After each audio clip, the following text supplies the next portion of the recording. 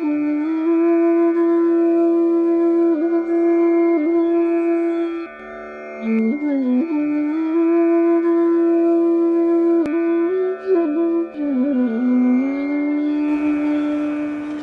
एक छोटी अनुभूति और बताना चाहूँगी। जी, बता दीजिए। गुरुजी, कुछ दिनों पहले ध्यान में मैं ध्यान में थी और मुझे ये दिखाई दिया कि गणेश जी ने मुझे एक झूले पे थे, वो झूला कौन? गणेश जी। गणेश जी, अच्छा। हाँ, झूले पर झूल रहे थे और उन्होंने एक चाबी फेंक के दी और वो मैंने उनसे ली और उन्होंने कहा अब भागो, समय आ गया है।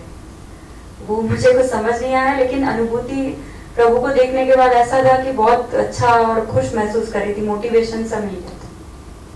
कब आया अनुभव? 1 हफ्ते पहले।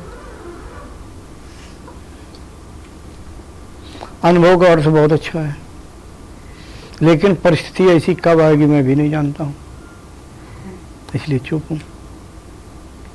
इसका मतलब होता है सफलता प्राप्त करना अथवा उन्नति प्राप्त होना।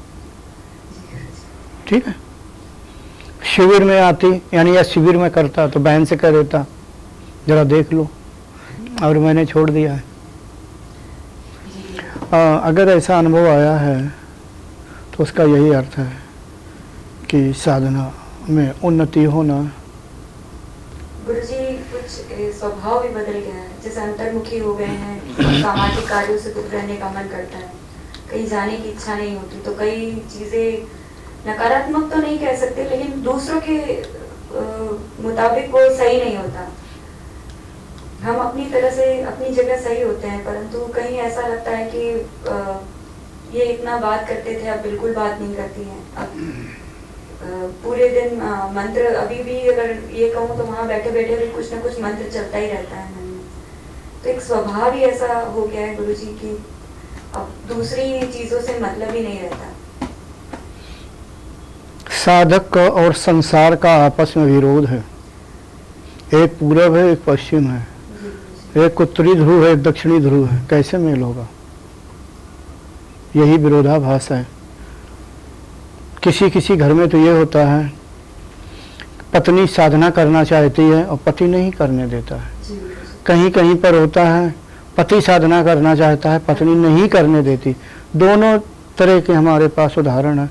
वो लोग अच्छे हैं, वो लोग धन है, चाहे स्त्री हो या पुरुष, जो बराबर आपस में सामंजस्य बिठाए हैं, एक दूसरे का विरोध नहीं करते हैं। तो ये संसार है, संसार में क्या होता है क्या नहीं, ऐसा नहीं कि हम जो चाहते हैं वही हो जाए, ये उसका साधक का कर्म है। तो क्या कहूँ, मुझे अच्छा लगता है जब दोनों लोग या एक दूसरे का विरोध नहीं करते। मैं तो भारत में पता नहीं कहाँ कहाँ मैं गया हूँ। अच्छी बात है, साधना करिए। अगर कभी हुआ मतलब आई या शिविर किया तो मुझे याद दिला दीजिएगा। जी अवश्य गुरुजी, आपने ये बोल दिया वही मेरे लिए बहुत धन्यवाद गुरुजी।